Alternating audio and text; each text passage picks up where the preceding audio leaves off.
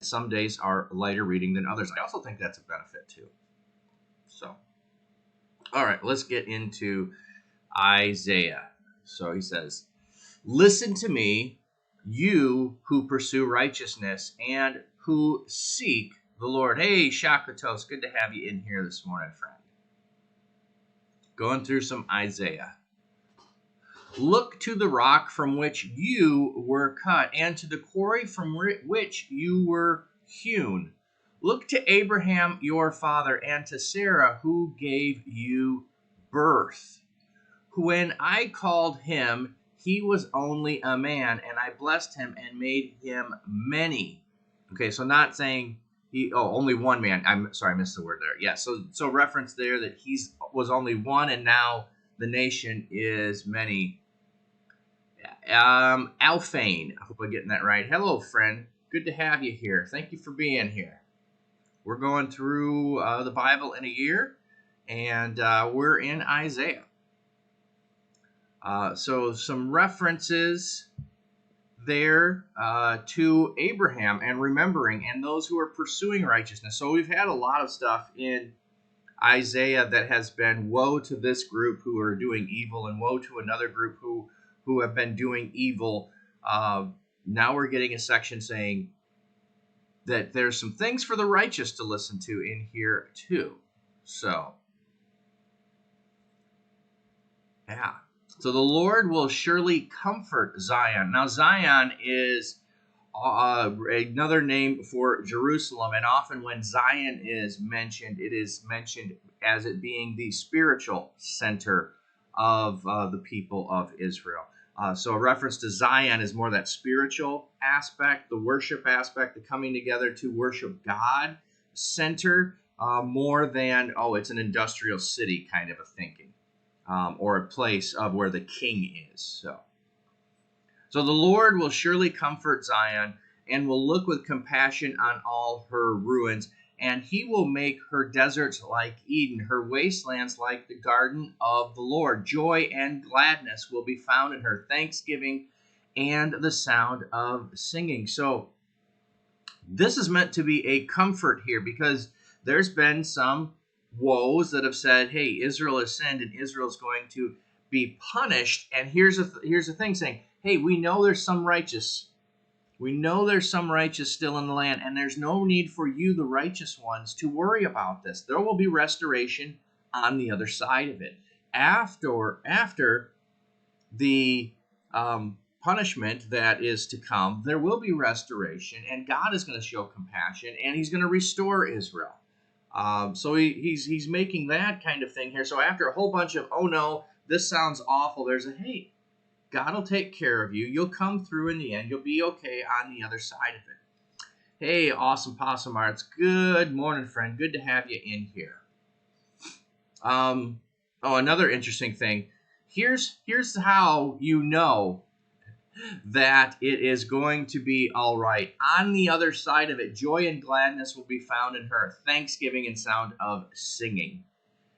Singing and sounds of music and thanksgiving, that is going to be the proof on the other side of all the calamity that is to come, is that singing is going to happen. That's going to be the symbol that says, hey, God has taken care of us and restored us.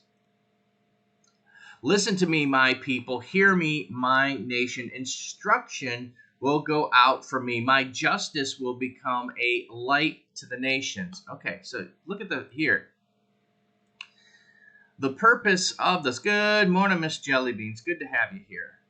The purpose of all the woes that we read is so that when justice occurs, it will be a light to the nations. All the nations around the world are to see and take note of what God does with and through and for his people. When they don't do what's right, they also have punishment. And when they return, they are restored. And so the nations are to see that, take notice of it. And all throughout the Old Testament, there is this idea that the reason that God is blessing the people of Israel is so that all nations will come to him and all nations will take note of it. It's never for the sake of them alone. It is also always for their sake and for the sake of others. If we go back to Abraham, which was referred to up here, it says, I will make you a great nation, and all nations on earth will be blessed through you. So it's not for the sake of Abraham alone that God chooses him. It's for the sake of all nations that God chooses him. All right, my righteousness draws near speedily. My salvation is on the way. I love that phrase. It's on the way.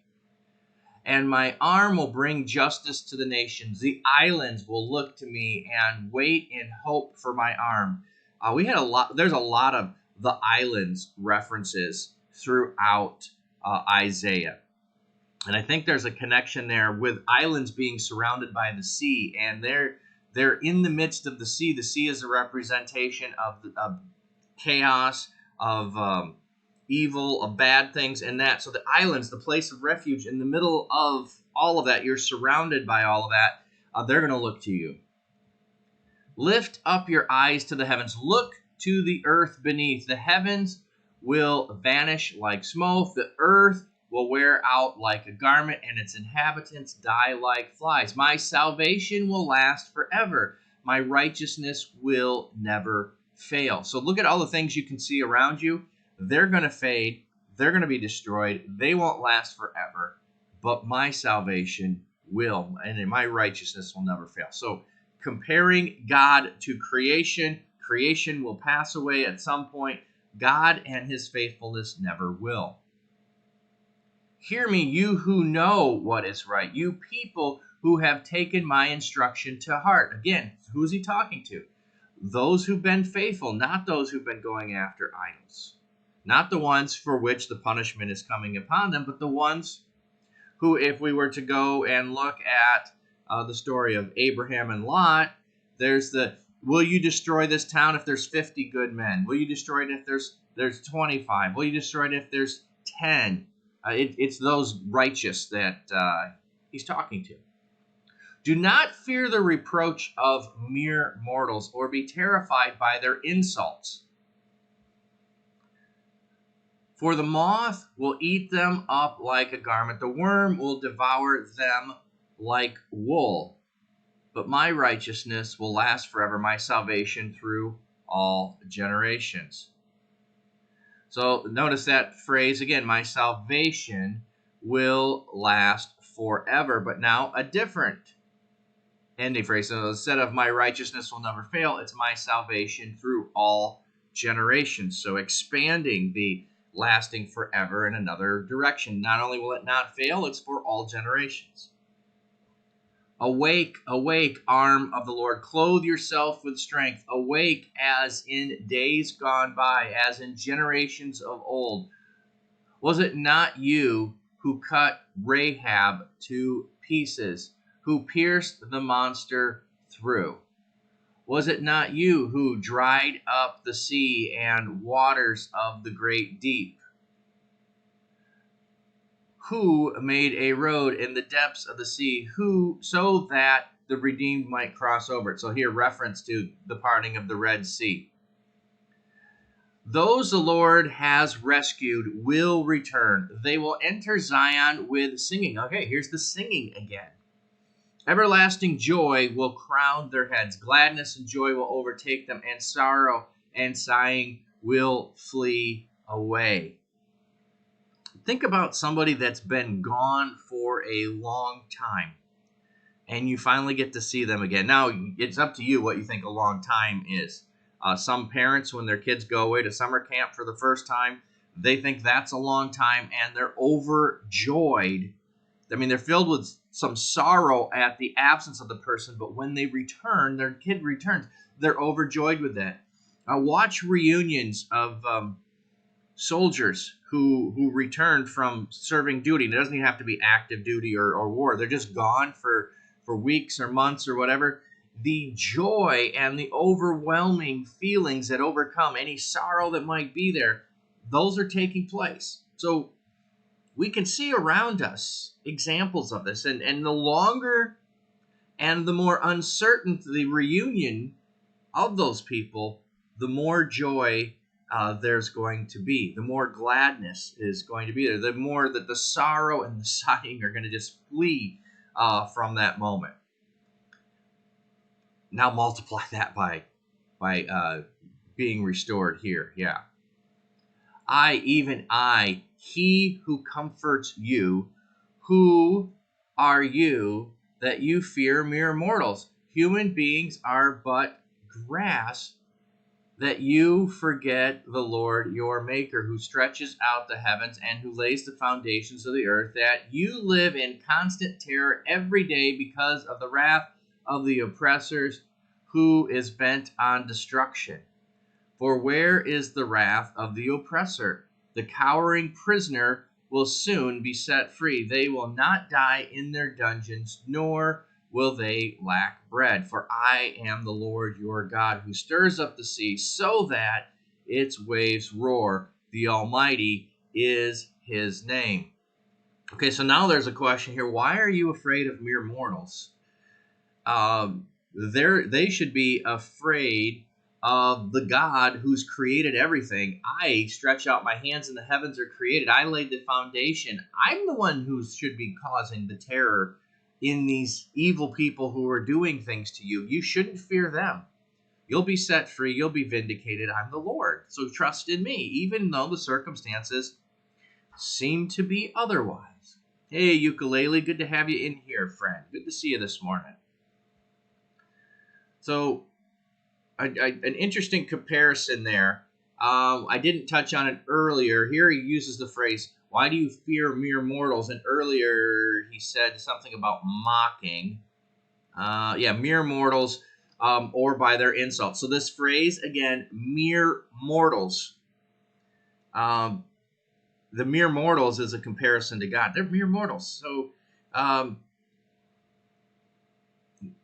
well, if you want to take any sport and that has a professional team, and you want to put them up against elementary school kids, this is a ridiculous comparison. They're just mere children compared to professionals. Yeah, and so compared to God, we're mere mortals, and so there's not a lot that mere mortals are going to be able to do that's going to withstand God being able to do something to counter it. So, hey, Artsy Bible Nerd, good to have you in here, friend. Good to see you this morning. Thanks for lurking. So he's saying, yeah, they're bent on destruction, but their wrath ain't nothing like mine. They got nothing on me, and those who are in prison will be set free. This is the assurance that, hey, I've got you in the palm of my hand. Don't worry about them. For I am the Lord your God, who stirs up the sea so that its waves roar, and the Almighty is his name. I have put my words in your mouth and covered you with the shadow of my hand. I who set the heavens in place, who laid the foundations of the earth, and who say to Zion, you are my people.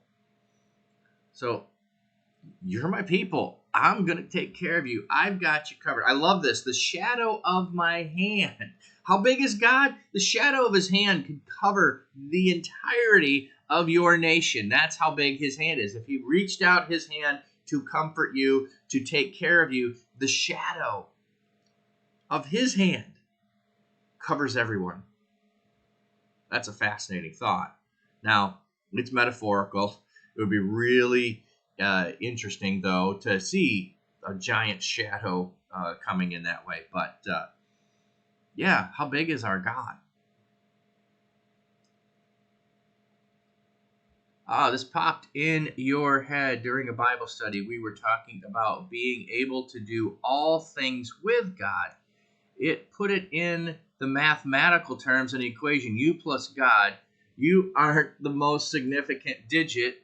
It doesn't matter how small your number is. God is infinite. Oh, yeah, that's a great thought. So if God is represented by infinity and you add anything to it, what do you get as an answer? Infinity.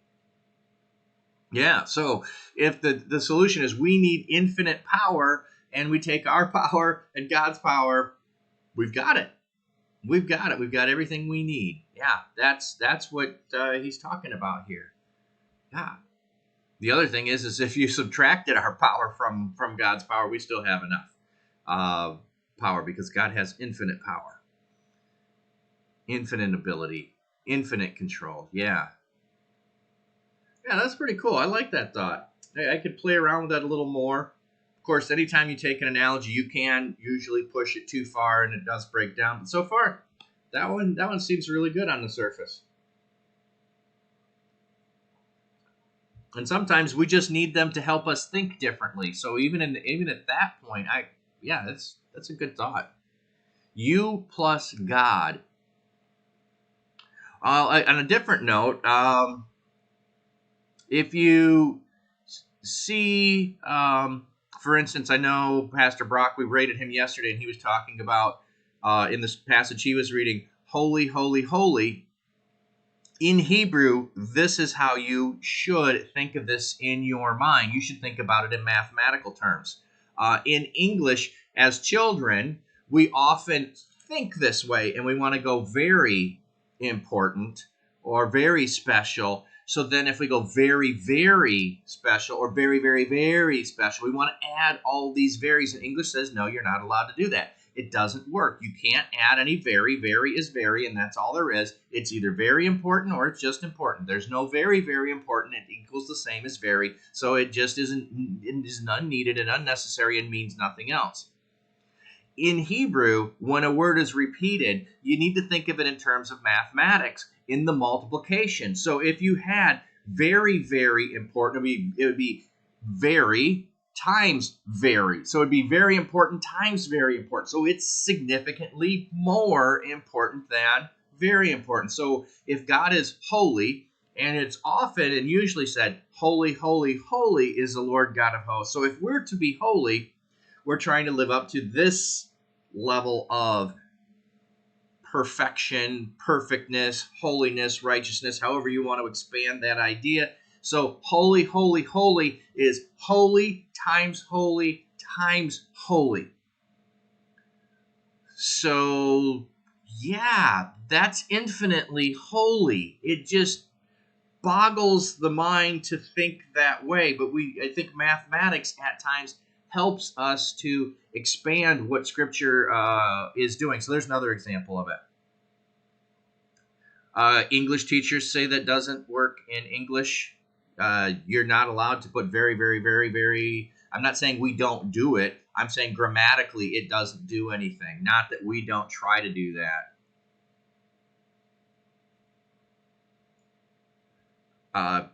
I'm saying grammatically it doesn't do anything by adding more varies. In English, there's no significance to it. In reality, there might be, but in grammatically, there isn't. That's what I'm saying.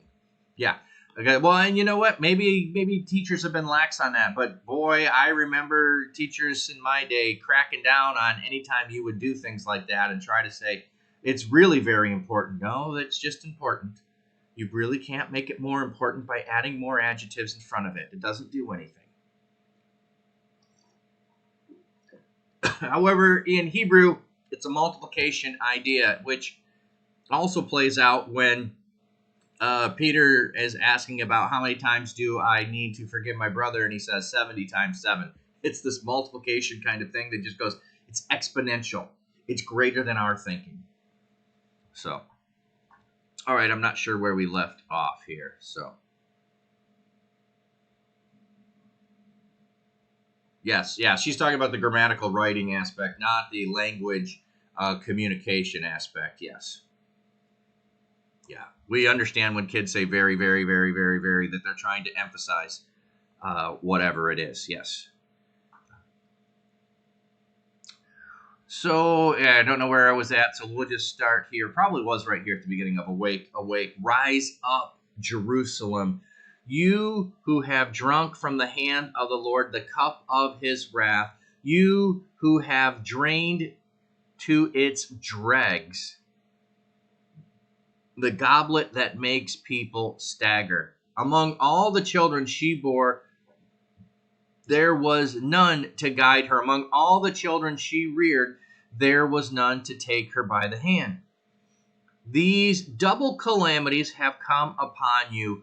Who can comfort you? Ruin and destruction, famine and sword. Who can console you? Your children have fainted. They lie at every street corner like antelope caught in a net.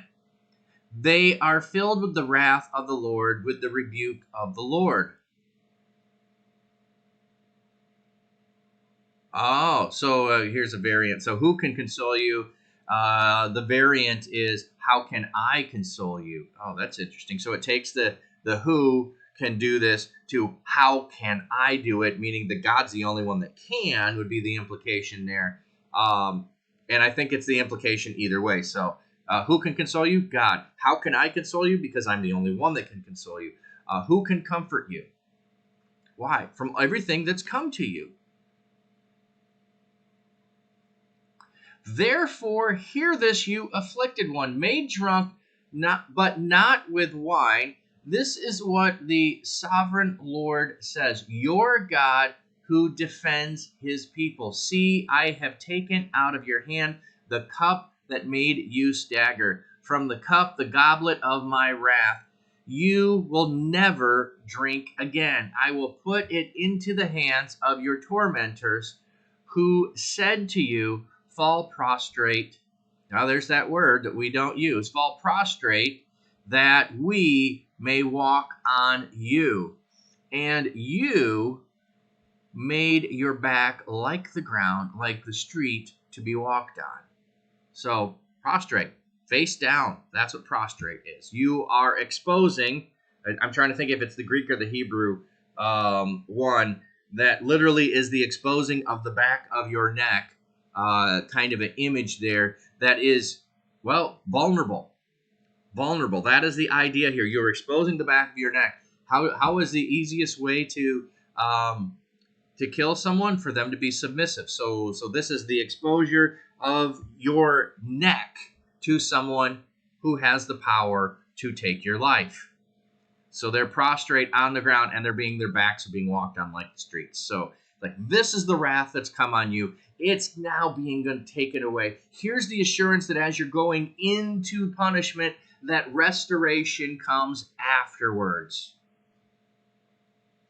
Awake, awake, Zion, clothe yourself with strength. Put on your garments of splendor. Jerusalem, the holy city, the uncircumcised and defiled will not enter you again. Shake off your dust. Rise up, sit enthroned, Jerusalem. Free yourself from the chains on your neck, daughter Zion, now a captive. So this imagery of it's time to wake up. It's time to get up. It's what when you wake up? It's a new day. That's what he's saying. It's a new day. It is the dawn of a new day, and day not necessarily meaning only today. We know that when we say it's a new day, we're not just thinking of the day alone. It's a new day because something new has begun. Something new has started. So the new has come. He's saying that's what will happen.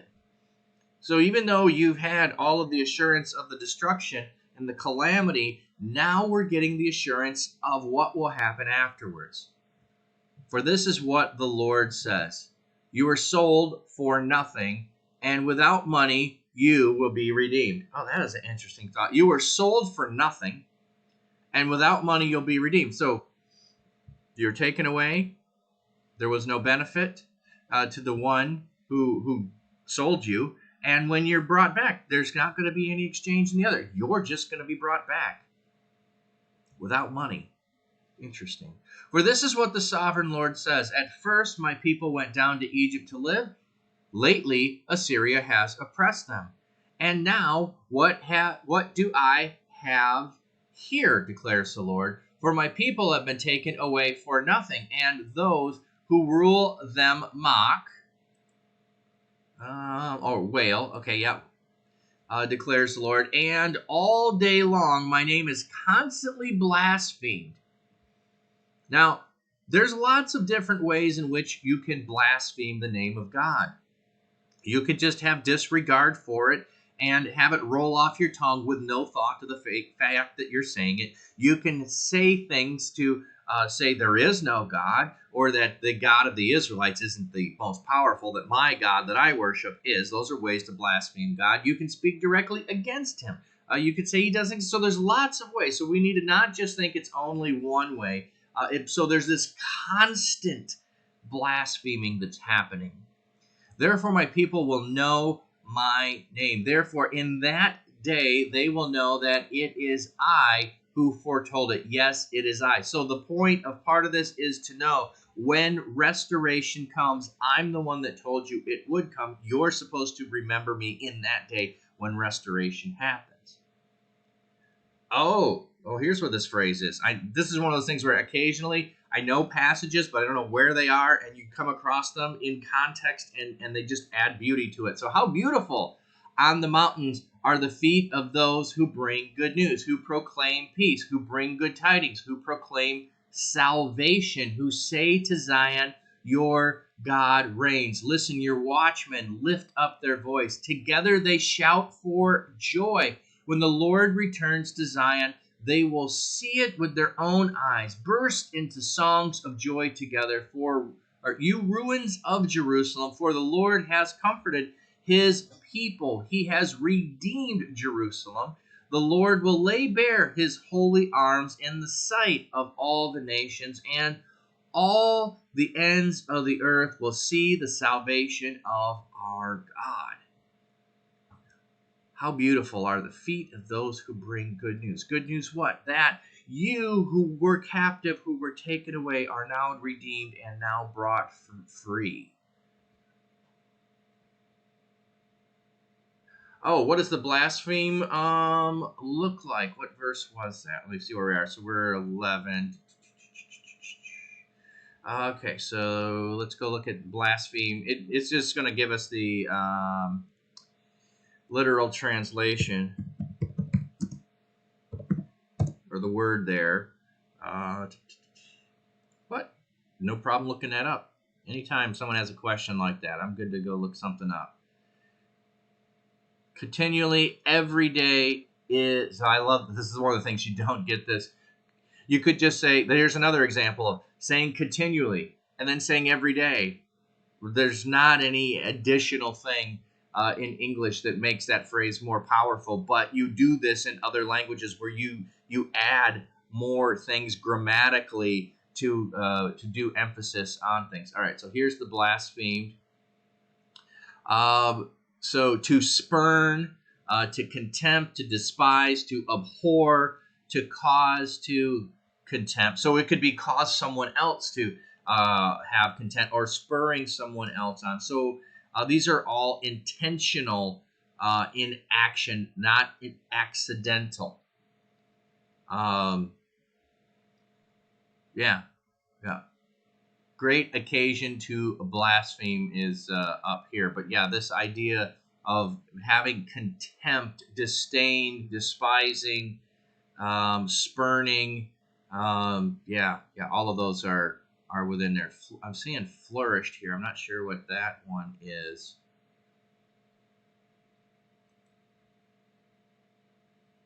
Almond trees shall flourish. Okay, that's interesting. It's in Ecclesiastes, so that's an interesting use. Provoke, abhor, despise. So this will give you how it's translated and how many times right here if you see me highlighting it. So great occasion to blaspheme once, contempt, blaspheme, abhor, provoke, despise. Here's one of those things too that as you learn another language, you first learn the basic, simple meaning of a word, and later, as you grow in your understanding of the language, you understand that they have multiple meanings and multiple nuance of how a word is used. So just imagine you're learning English, and you only know that bad means something is not good, and later you're listening to a song by Michael Jackson saying, I'm bad, I'm bad, I'm bad. You're going, all right, this is not a good guy. Not understanding that what he is actually saying is the opposite. He's saying he's bad. So language does that at times. And so, yeah, it's why it's a good thing to go look up words and see their meaning. So, yeah, thanks for that. Yeah. Hadn't thought about what word was being used there, but that's what we got. So Yeah, so anyway, we are looking at this restoration, and the good news is going to come, and the people, Israel, Jerusalem, Zion, the religious center is going to have a restoration there. Salvation will come, and I like to bear his holy arms. What do you do? What do you do when you're to get down to work? You roll up your sleeves. So God is bearing his arms. He's getting down to work. He's going to take care of it. Depart, depart, go out from there. Touch no unclean thing. Oh, wow. Okay. If you don't get the unclean thing, um, we need to, whenever we see unclean, understand this is not talking specifically, hey, morning Polygon Pastor, good to have you here. We say uncleanness is a standing before God, not necessarily or not exclusively, oh, I have actual physical dirt on my hands. No, there are things that are declared unclean that are not able to come into a holy place, the holy presence of God, or there's times when you're not able to because you are unclean and you have to be ritually cleaned, not necessarily physically clean, but sometimes, yes, physical cleaning would take place. For instance, blood on your hands literally makes you unclean. How would you get rid of it? Not only by physically removing the blood from your hands, but also symbolically by ritual cleaning. You would then remove the stain of the blood afterwards. And so this unclean idea, don't just think in terms of I've got to go get hand sanitizer and wash my hands, or go get soap and water and wash for 60 seconds, or I've got to go take a shower, or I've got to wash my clothes. No, unclean is a state of our souls. And so we need to clean our souls in a sense and clean our spiritualness before we can come into the present. So it's not necessarily all acts that we've done, it's exposure to things that are already unclean that we need to remove from us. So think about it this way as another layer which fits in culturally. You remove your shoes when you come on holy ground. Why? Because the ground from other places that were unholy is on your shoes, and your shoes have that dirt, and you don't want that dirt on your shoes to enter in the place that's holy. So you remove your shoes and leave them outside of the holy place so you can enter the holy place and not have that contamination on you. Yeah. Can I just spray some Febreze? No. There is no holy Febreze. That's not going to cut it here. So interesting thought. I like that. The bring the modern kind of let's cover it up. Yeah, we don't actually want to clean the bedroom. Let's just spray some Febreze and let the smell go away. The one of the other things too, that's a good connection there with Febreze, because sin has a stench to it, and we want to remove that stench and leave that stench outside of the place that is clean. So he's saying, depart, go out from there, touch no unclean thing, come out from it and be pure, you who carry the articles of the Lord's house. So you can't come and do the things of God in an unclean state. You need to take care of cleaning yourself and then come into God's house to do the things that God has called you to do there. Oh, hey, thanks. I like thinking through different things like that and how they apply, and connecting our world view with the ancient world view help bring those to life. So I like trying to find ways to do that. But you will not leave in haste or go in flight, for the Lord will go before you. The God of Israel will be your rear guard. Oh, if you don't get the beauty here, let me lay this down for you. I was trying to highlight it. It didn't stay highlighted. Okay. But you will not leave in haste or go in flight. So it's not you're chased away and you're fleeing and you've got to leave everything behind when you go. Why is that important thought? Think about the Passover when that happened. The first time the plagues come, the Passover happens, and now Pharaoh says, go leave. What was part of the whole Passover meal? That they were going to make unleavened bread. Why unleavened? Because they're going to be leaving in haste.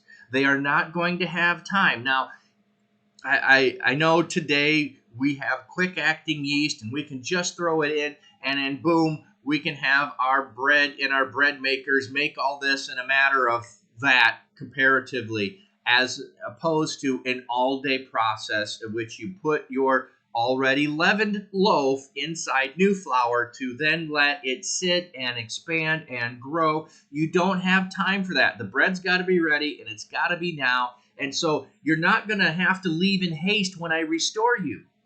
You had to leave in haste when you fled Egypt and you were under oppression there. When you're going to leave Syria and you're going to leave Babylon and I'm going to bring you back and restore you, you're going to go easily. And you know what I was when you left Egypt?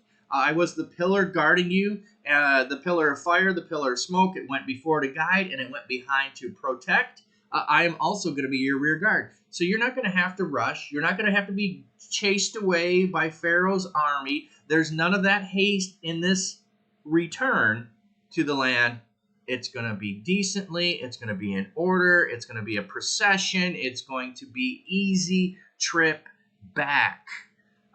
So there's a drastic comparison to what happened previously to what will happen in the future there. So, hey, Miss Jellybean, it's good to have you back.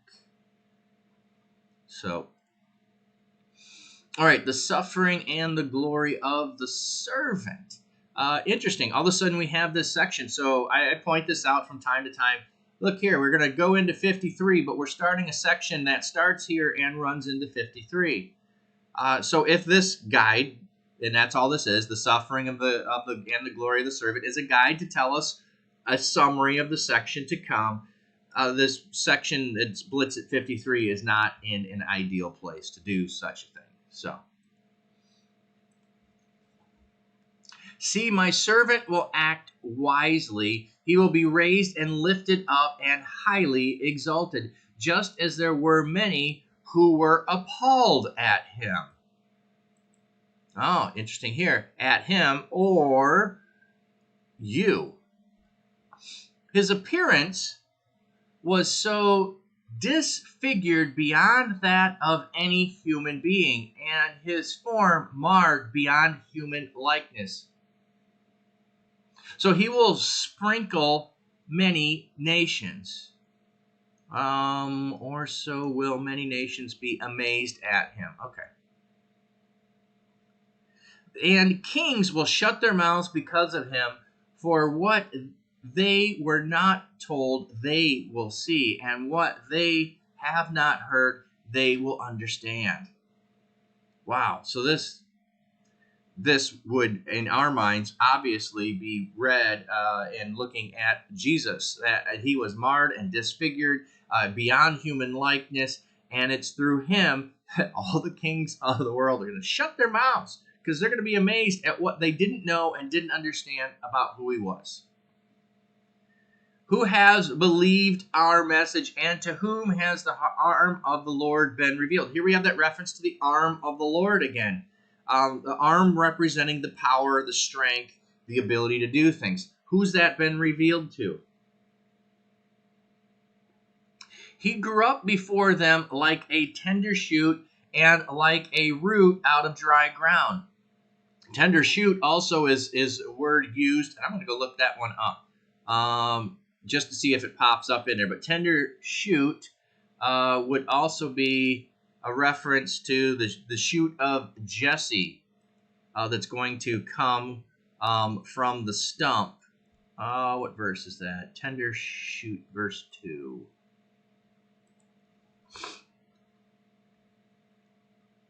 Oh, it just says tender plant. Okay. Here, but let's see. A tender plant. Yanake, or yanake.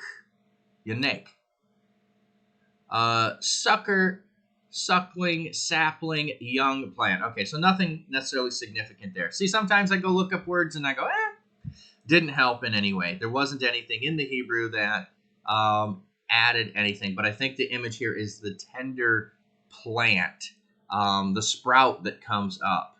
And I would stay away from sucker, because sucker has a bad connotation. A sucker is something that is taking and depriving the life from the real tree. The tender shoot is the new growth.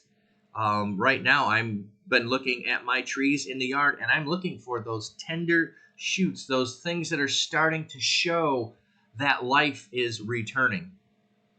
He had no beauty or majesty to attract us to him, nothing in his appearance that we should desire him. He was despised and rejected by mankind, a man of suffering and familiar with pain, like one from whom people hide their faces. He was despised, and we held him in low esteem.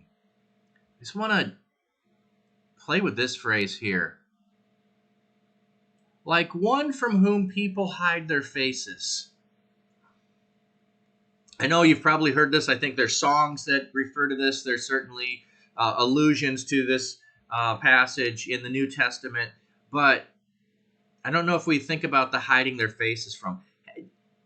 When you see a burn victim, and maybe you haven't, but and their face is disfigured and otherwise, there's two reactions. One, kids stare, which we know is an appropriate reaction, but we're not sure how to react. So what do we hide our faces from them. We don't look at them.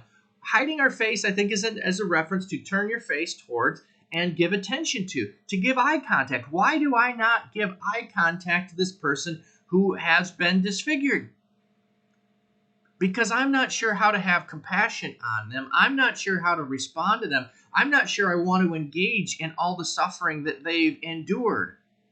So I turn away. Now, I'm using an example of their physical appearance change that could have happened, but think of this differently. How many of you, when you pull up to a street light, a stop sign, whatever it is, where you have to stop for some time, and there's a person on the corner, and this isn't a sign, but they'll have a little cardboard, so this is representing my cardboard, and it says, "Hungry and homeless, will you help?" And they come right up to your window, and they're looking in your window, and what do?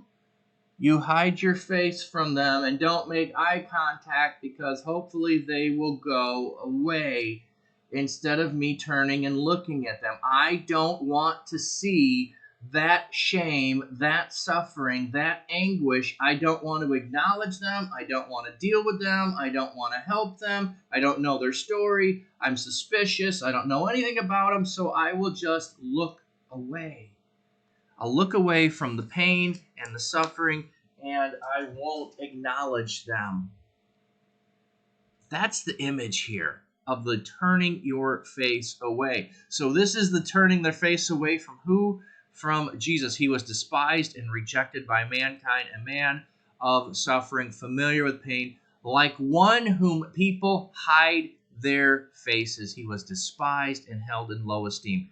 Yeah, if I do that, I'm holding that person in low esteem, is why I'm turning my head away. I do not have time for you. That's how people treat Jesus. That's what it's describing here.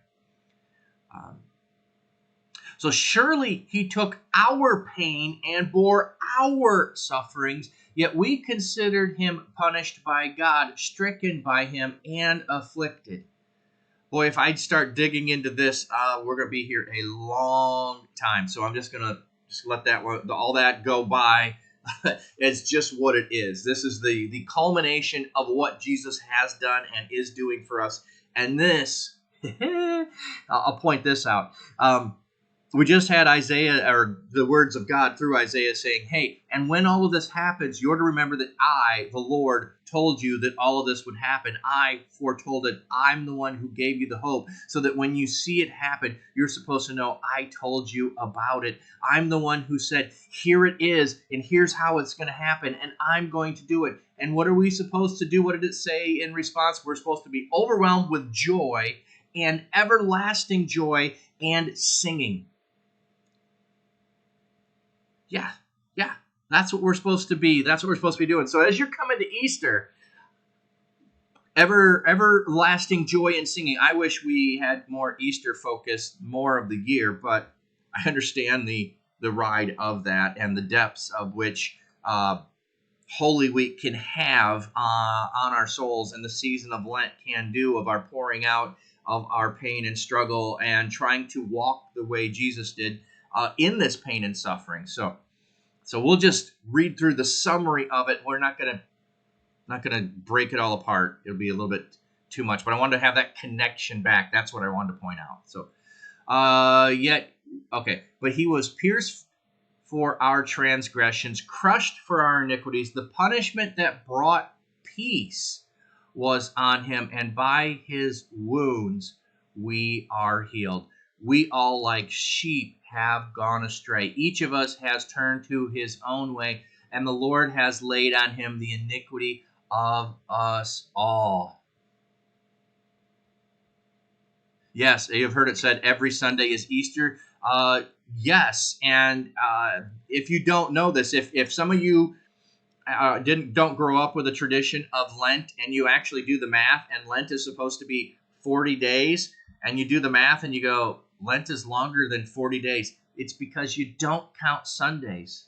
Because Sunday is Resurrection Day. Sunday is the day in which God has blessed and given his life for us. Therefore, we do not fast because we're supposed to be experiencing this everlasting joy and celebration of what he has accomplished already. So if you ever wonder why Lent is actually longer than 40 days, because Sundays don't count, because Sundays are feast day, because we're celebrating the resurrection every day. So yeah, every Sunday is Easter in that regard.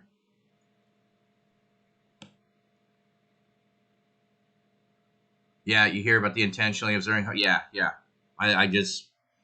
That's such a good experience that I think if you do it right, you don't want to do it more often. Yes, and every communion is a celebration of Easter as well. Absolutely. Good thoughts there, guys. Good stuff. Now,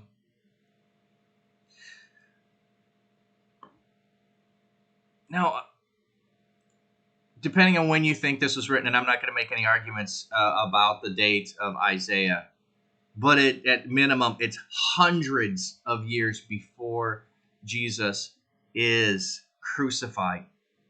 Pierced for our transgressions. Let's go look up the word pierced. I want to go see what that is.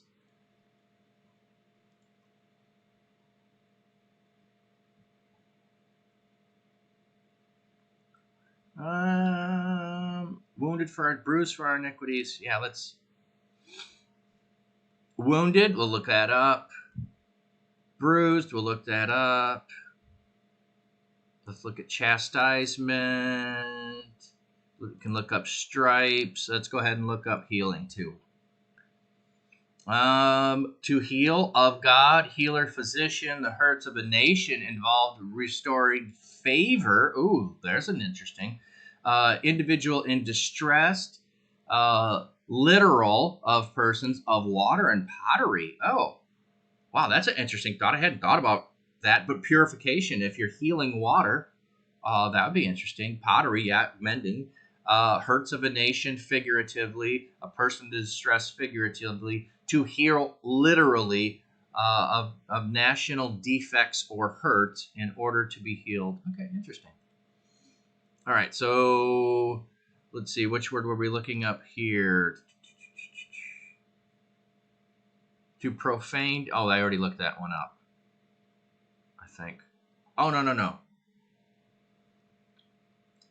To wound, to sleep. And so here's where I'm sometimes I'm just reading through all the possibilities, but there will actually be a form of the verb there that will tell you which one matches. So Profane, pollute, defile, break, wounded.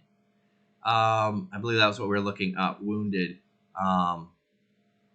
Yeah, so he was wounded, pierced is interesting. So wounded is the general sense. Piercing is not a necessity, depending upon if it's which form. So pierced, slain. Ooh, interesting. So it's the extreme. So it could just be the piercing of, or it could be the piercing of to death, or wounding of to death. Interesting. Okay. So there's the wounded for or pierced for. Break into pieces, crushed, bruised, destroyed, contrite, smite, oppress, beat to pieces, humble. Ooh, I like the crushed and shattered kind of imagery because think about the beating that he takes, and then the whipping that he takes, and then the carrying of the load of the cross.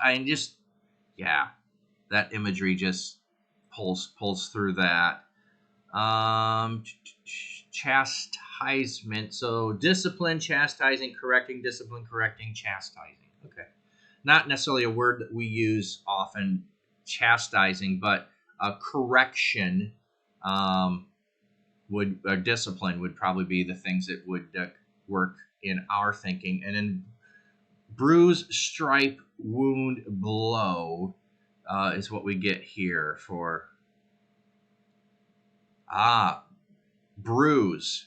You get that idea. So it's the lingering mark that remains after what you endure. That's it. I think that's a connection there. Okay. All right. So we went through a few words there, trying to break out a little bit of thinking in there, but wow. Yeah. And then here's we all like sheep have gone astray, and we each have turned into our own way. Okay. So if you have been with us, when we were going through Joshua and Judges, we went through Judges and we went through Ruth, there was similar phrase that was everyone did what was right in their own eyes. Here, each of us have turned to our own ways. I think we should be thinking about the time of the Judges and the time of Ruth when everyone did what was right in their own eyes. We, like sheep, have gone astray. We have all turned to do what is right in our own eyes. Here, the image of sheep is interesting because Jesus picks up on the image of being the shepherd constantly. And we've gone astray. What does he say that he will do, the good shepherd? When the one leaves, he leaves the 99 and he goes and looks for the one. So he goes after the one who went astray. All right, let's keep reading. And we read through connections of this section. I know when we just did a few weeks ago, ended Matthew, and we read through the crucifixion in Matthew, where he was led to like a lamb to the slaughter, and a sheep before the shears, he was silent. We had that connection in Matthew. So here we're going to read through the whole depth of that connects to the trial and crucifixion. This is kind of cool where we're hitting this a little bit before Easter, but just heading into in the season of Lent and preparing that. That's kind of cool. He was oppressed and afflicted, yet he did not open his mouth. He was led like a lamb to the slaughter, and a sheep before its shears is silent. So he did not open his mouth. By oppression, or it's a form of arrest. By being arrested, by oppression and judgment, he was taken away. Yet who of his generation protested? Who tried to stop it? For he was cut off from the land of the living. For the transgression of my people, he was punished. He was cut off from the land of the living, and he was punished for the transgression of my people. Okay, just a variant that's just a different wording process. I didn't remember this. This is one of the fun things when you go, I don't remember this. He was cut off from the land of the living. So you're trying to say he died? He was assigned to the grave with the wicked. The thief on the right and the left. And with the rich in his death. Oh my goodness. In the rich with his death. You mean the tomb of, shoot, his name's escaping me now. Why can't I think? Someone put it in chat. Joseph of Arimathea. There it is.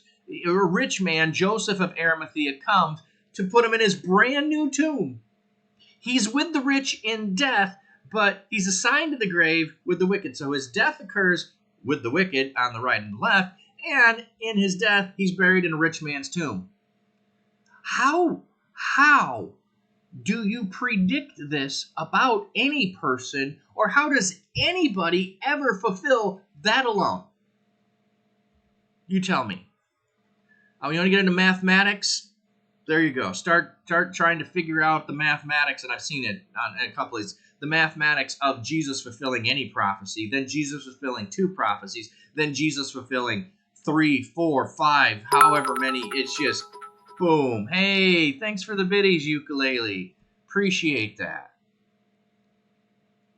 Though he had done no violence, nor was any deceit in his mouth.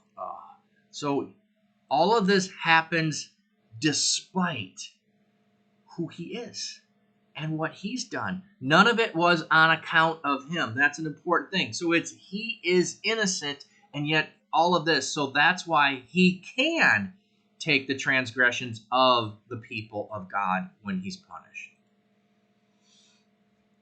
Yet it was the Lord's will to crush him and cause him to suffer. And though the Lord makes his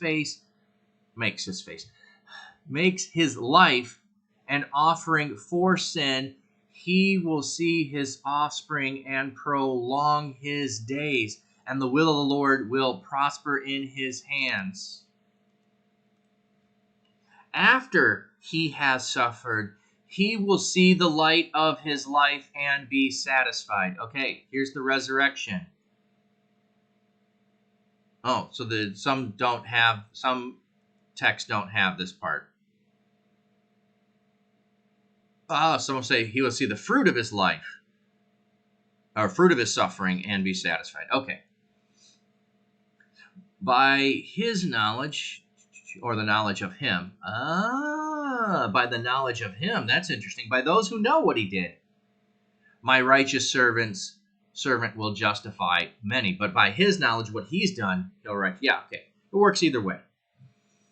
And he will bear their iniquities. Whose iniquities? The many who are justified. That's whose iniquities he bears. Awesome.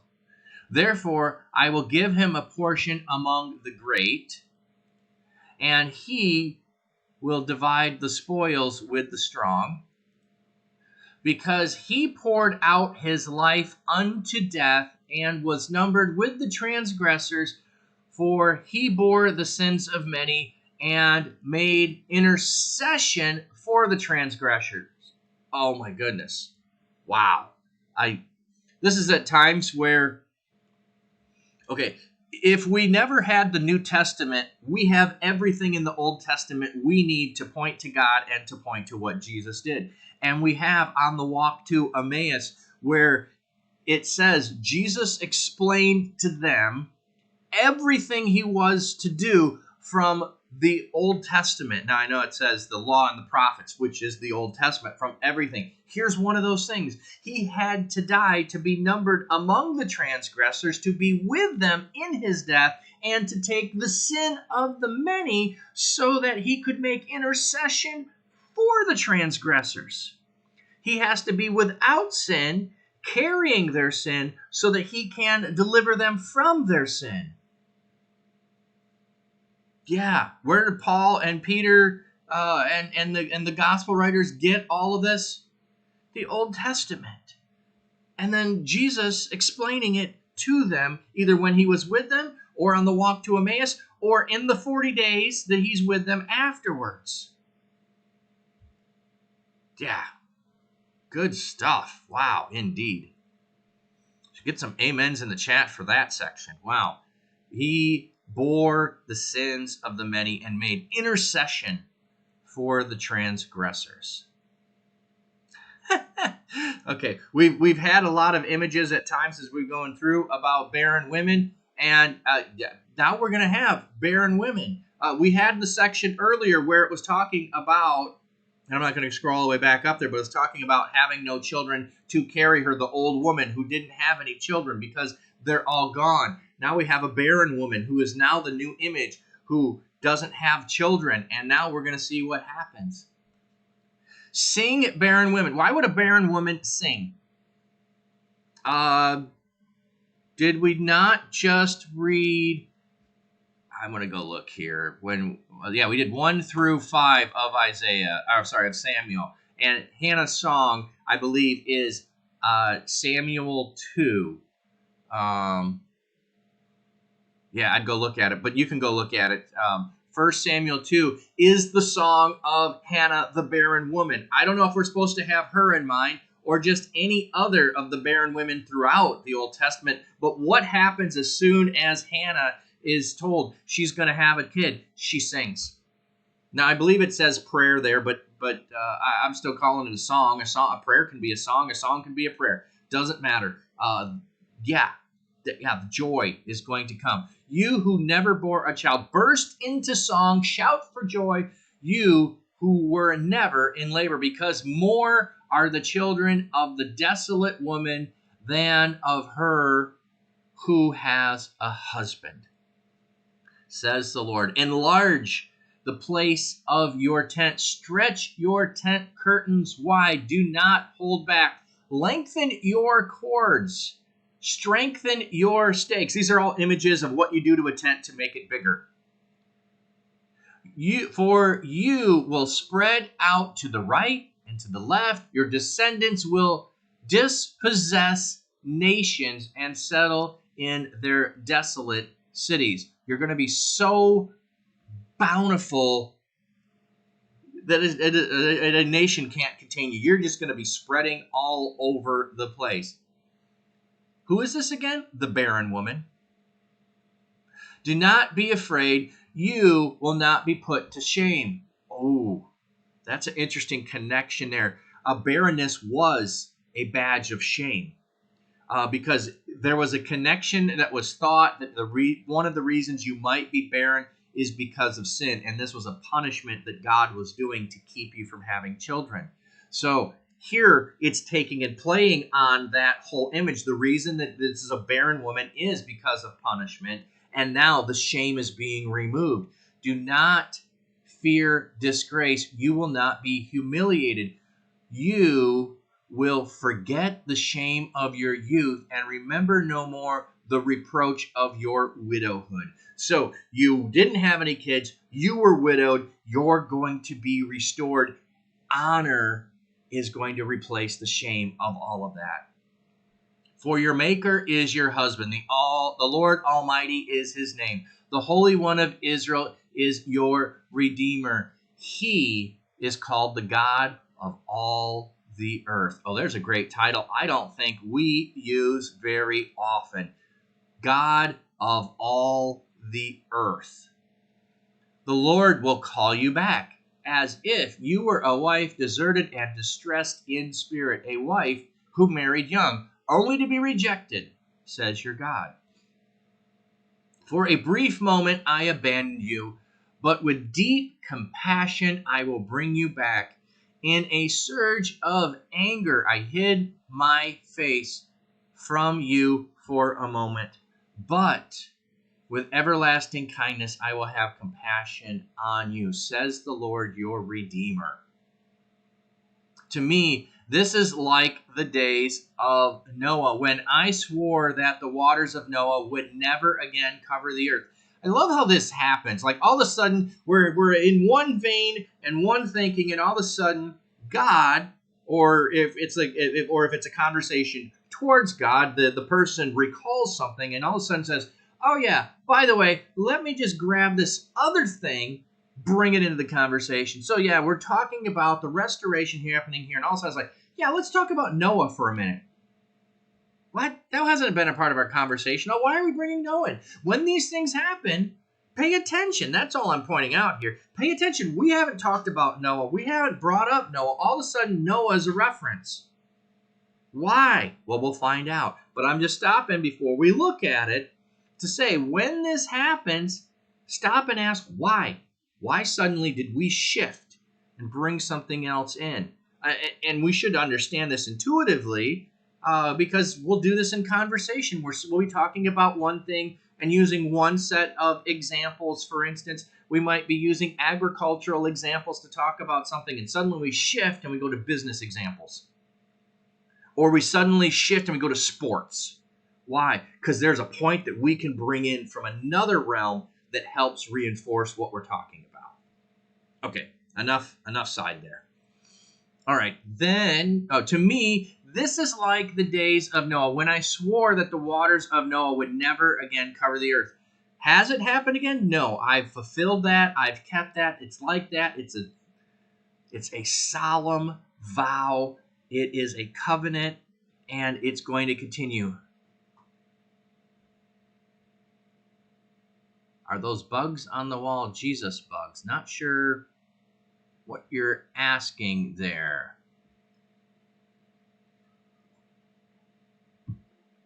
So now I have sworn not to be angry with you, never to rebuke you again. So it's that I'm calling into account your recollection of my promise to Noah and the destruction of the world.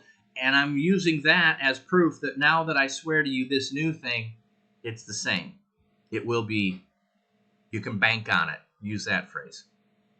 Though the mountains be shaken and the hills be removed, yet my unfailing love for you will not be shaken, nor my covenant of peace be removed, says the Lord, who has compassion on you. Afflicted city, this would be Zion, Jerusalem. Lashed by storms and not confronted, I will rebuild you with stones of turquoise, your foundations with lapis lazuli. I do not know what that is.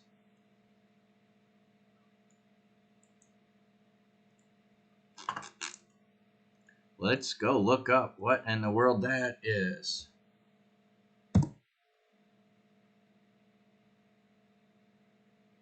Oh, it's a deep blue metamorphic rock. Okay, interesting. So we got turquoise and we got a deep blue rock. I will make your battlements of rubies, your gates of sparkling jewels, and all the walls of precious stones. All your children will be taught by the Lord, and great will be their peace. In righteousness you will be established. Oh, you knew that it was a beautiful blue stone. I guess I'm the only one that never heard of it. Will be your peace. In righteousness you will be established. Tyranny will be far from you. You will have nothing to fear. Terror will be far removed. It will not come near you. If anyone does attack you, it will not be my doing. Whoever attacks you will surrender to you. See, it is I who created the blacksmith, who fans the coals into flames and forges a weapon fit for its work. And it is I who have created the destroyer to wreak havoc. No weapon forged against you will prevail, and you will refute every tongue that accuses you. This is the heritage of the servants of the Lord, and this is their vindication from me, declares the Lord. So here's this whole, how's the proof? Well, remember Jonah? So now that you remember, or sorry, not Jonah, you remember Noah. Now that you remember Noah and my promise kept to him, I'm laying out my promise to you. Here's what will never happen again. It's considered a semi-precious stone. Back when you were in high school and college, your dad had a small jewelry business as a hobby. Oh, interesting. Interesting. I just don't recognize that name. I guess I probably am more attuned to the precious stones than the semi-precious. And but we got some of those mentioned in here as well. We do get precious stone and then rubies and sparkling jewels. So some of that. So yeah, interesting.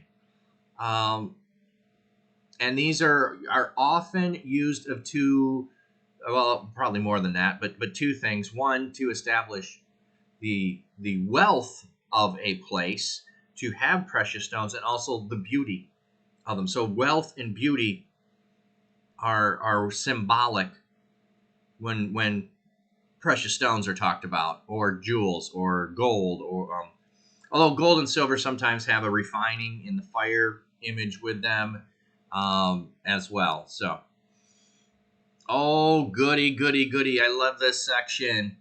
I love this section. Pay attention to what it's going to say. So now that the Redeemer has been established, it in Isaiah's mind and God's mind, it hasn't happened and won't happen from Isaiah's writing until years later. From our purpose, looking back, yes, absolutely established. But in the writing, established not so long ago in verses just that we read, now how do you respond to that? How do you respond to the Redeemer who's come? Here's going to tell us how we are to respond to the Redeemer, how everyone should respond to the Redeemer, how the kings of the nations who are surprised because they didn't hear the truth, who now hear the truth, how they should respond.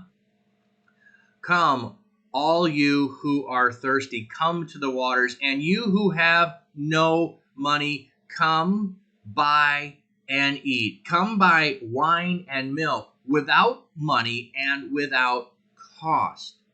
Why spend money on what is not bread, and your labor on what does not satisfy? Listen to me and eat what is good, and you will delight in the richest of fare.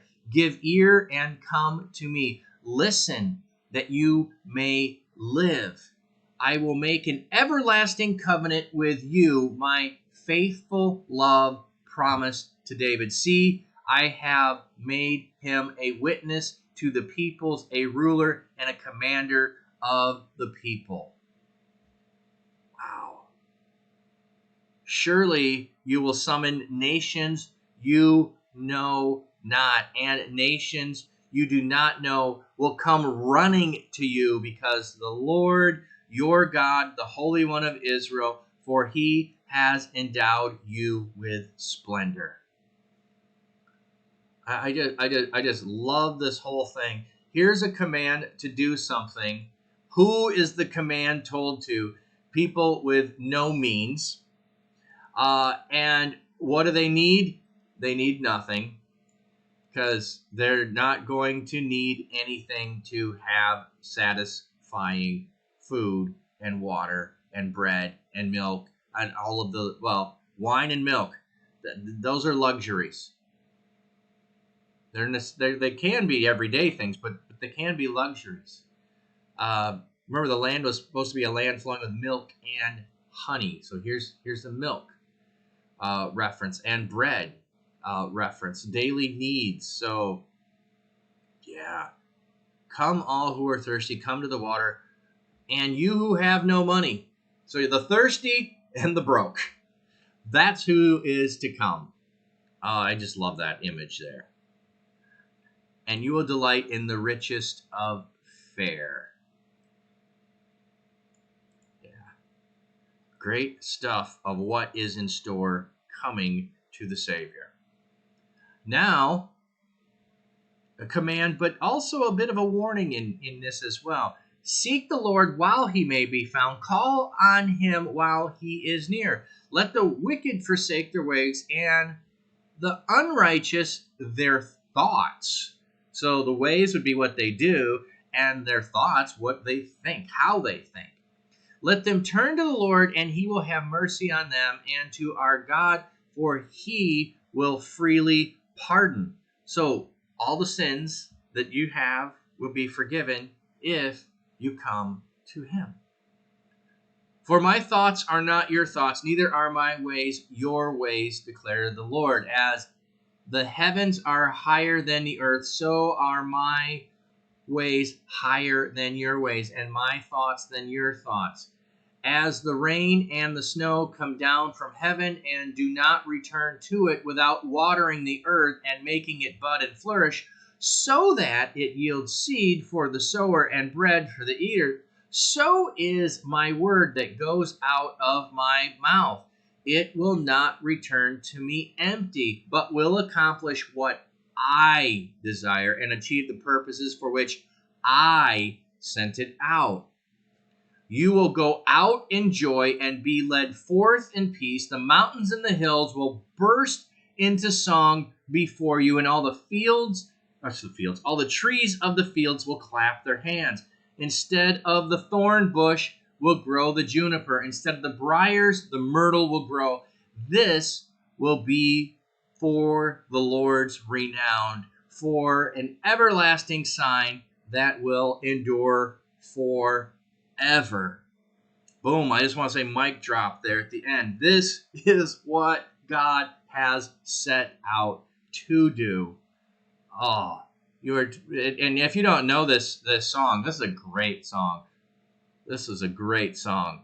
You will go out with joy and be led forth with peace. The mountains and the hills will burst into song, and the trees of the fields will clap their hands.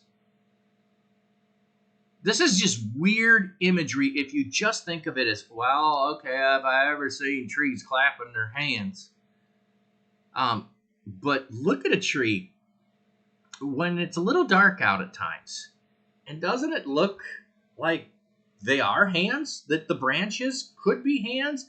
And boy, at a sunset, if you get over onto to my Facebook link, you'll see one of the common things that I take pictures of is sunsets. And you know what I do most often? I put a tree. I put a tree on the shoreline because I'm usually taking pictures of sunsets at a lake or the ocean. That's what I love. I love the sunset over water, and I like a tree. I like a tree in there. Why? Because the tree there is declaring the handiwork of God. It is clapping its hands at the beauty of creation that God has made. Oh, love, love, love the image. The mountains and the hills will burst into song. Have you ever been in the mountains or the hills and you've just heard the life that's within them, the birds singing? I was actually just this morning when I was getting up, I was hearing the birds singing. Just imagine that multiplied when you're in the mountains and the hills. It is amazing. Or if you ever get a chance to be in a place, I've been in Colorado where elk are, and they do their bugling, and it just echoes through the canyons and the valleys. It is amazing.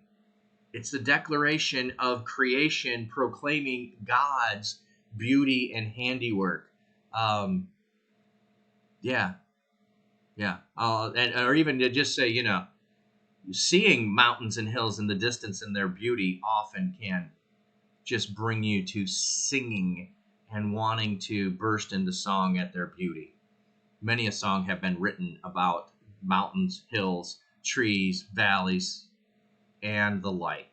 So, all right, so that is our section for last week. What time it is? I think we're still early enough.